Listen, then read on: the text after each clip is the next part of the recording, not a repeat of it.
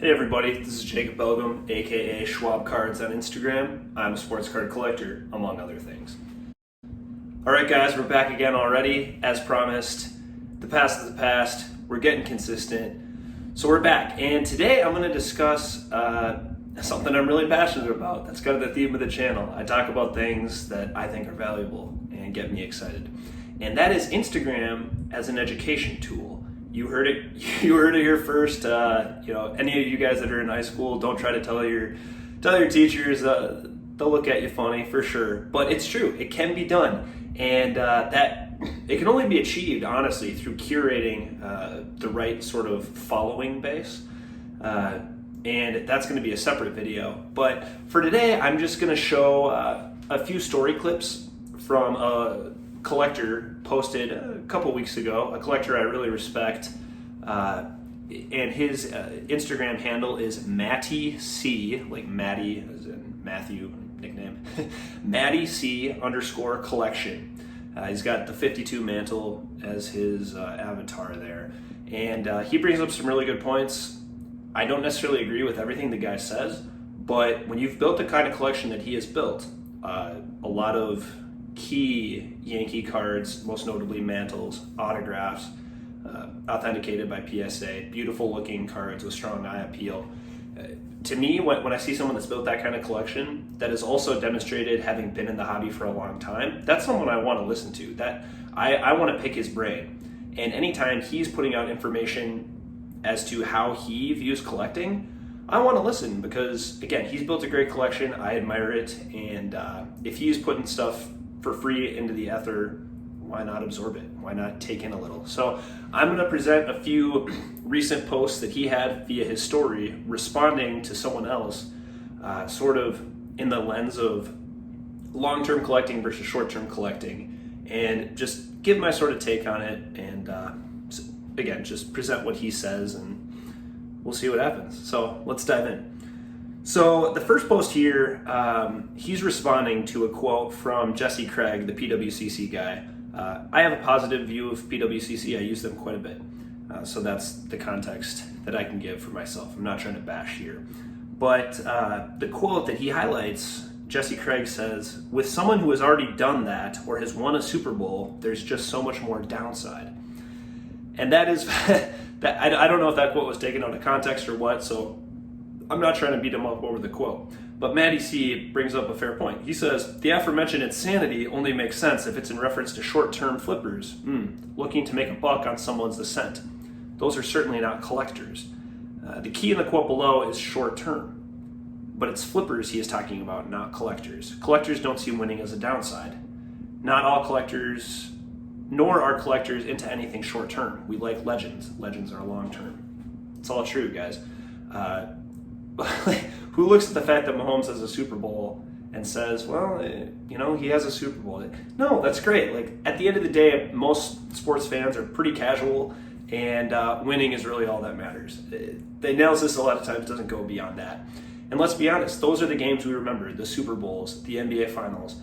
And yeah, we want in our collection the guys who made the biggest plays on the biggest stages. So the notion that all these football quarterbacks are selling for so much is really absurd. They won't be selling for that much 5 years from now.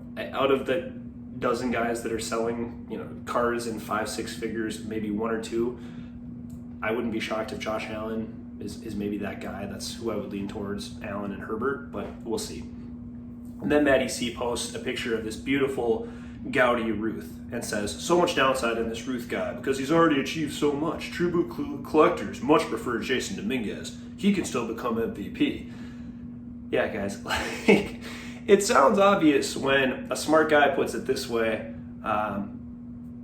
When a guy like me puts it on YouTube. Yeah, guys, I am speechless. I am without speech. I realize I beat a bit of a dead horse on this channel when it comes to hashtag invest on the new hot thing, but I would much rather have the Ruth card, I'm sorry, than a lot of the Dominguez ones. And then Matty C posts, "Collectors, remember to avoid these downside athletes." And then he lists all the all-time greats. Yeah, I'll let that one speak for itself. you see the list. And frankly, seeing the list kind of inspired me. I was like, ooh, do I want a Joe DiMaggio card? That'd be pretty cool. But another video I'm going to talk about in the future, I'm going to do another set spotlight. Even though my 2012 Prism Silver Finalists video is my worst viewed to date, I thought it was really interesting. I have set spotlight in the future about how my favorite sets are sets that kind of merge old with new. So it's got a retro look, but it has a modern sheen, like a refractor.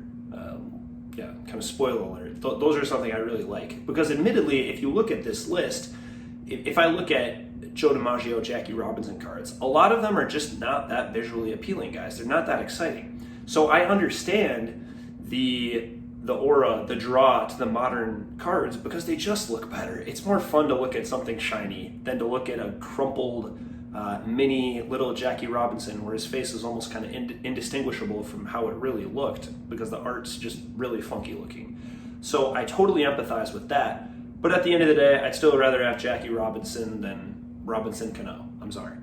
And then he posts again, I'm looking to trade this downside athlete card for a prospect with real potential. Mantle's dead. What can he do for me? Someone who could one day win a triple crown, a bunch of rings, MVPs, maybe even hit 18 World Series homers. And it's fun to see this because you forget, Mantle, he's not just an image on this card. That's a reminder. 18 World Series bombs. That's insane, guys. Reggie Jackson was Mr. October for hitting 3 in one game. Mantle did it.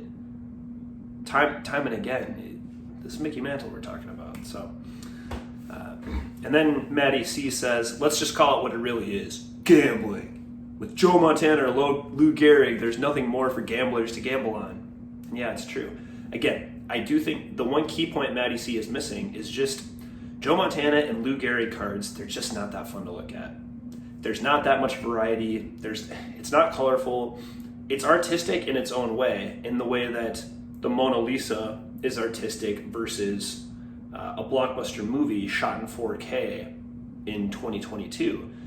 There's a lot more going on visually. It's a lot more stimulating to see these newer cards. And so for that reason, I understand that level of premium. Do I think that, a Justin Herbert card with thousands of copies should be selling for thousands of dollars? No, it's absurd. And yeah, it's gambling. No one really wants those cards for that value, 100%. But that is the point Matty C is missing out on. And to an extent, I'm just trying to show that I can be critical. But then Matty C goes on.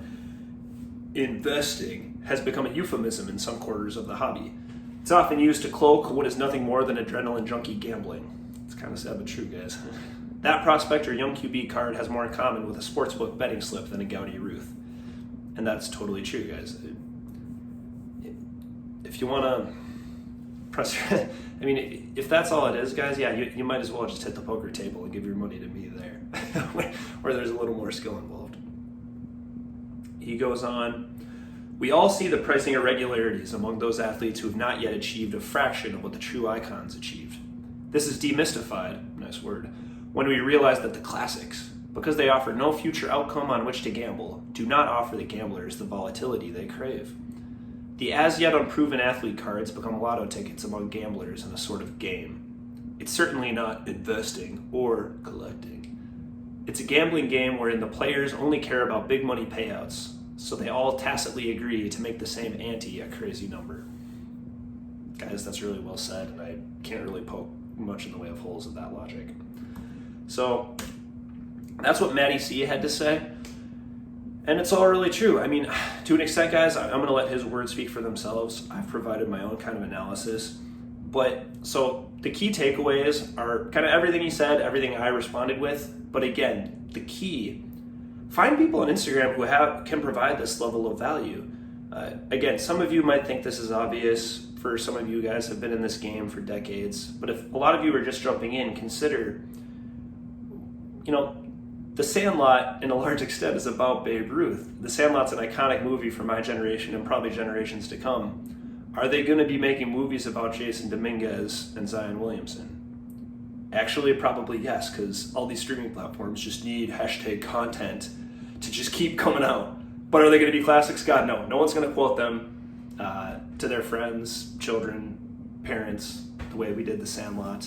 etc. So, but yeah, find those folks on Instagram and on YouTube, maybe like me, I don't know, that provide this value that really sharpen your mind. There's only so much you can know, but in the same way that, if Steve, like we have these masterclass, you see them advertised everywhere. If you can learn from the best, and this way you don't even have to do it, you don't even have to pay anything. And it's curated based on how the educator wants it to be presented. It's not marketing. Matty C is just telling you what he thinks. He's not trying to gain any value here. Maybe the biggest skeptics in the world would say that he's trying to pump baseball vintage, but that's clearly what he's passionate about. That's what he likes. And clearly he can afford it. So it's not, I don't think the money is a big issue to him. So take that for what it's worth. There's always something to learn out there. And follow the Instagram accounts and the YouTube channels worth following, I would say, that aren't trying to sell you something or pull the wool over your eyes. And I'd like to think I'm doing that. So I'll leave you with this, guys. I'm not going to say anything more. I'm just going to leave one of Matty C's final posts as kind of the end to this video. I would urge you to read it, consider it, and think about why you started collecting in the first place and what it will mean to you in the future. So take it away, man, and thanks for posting, and hopefully it's not so weird that I made a YouTube video kind of devoted to what you were saying. So thanks, everybody.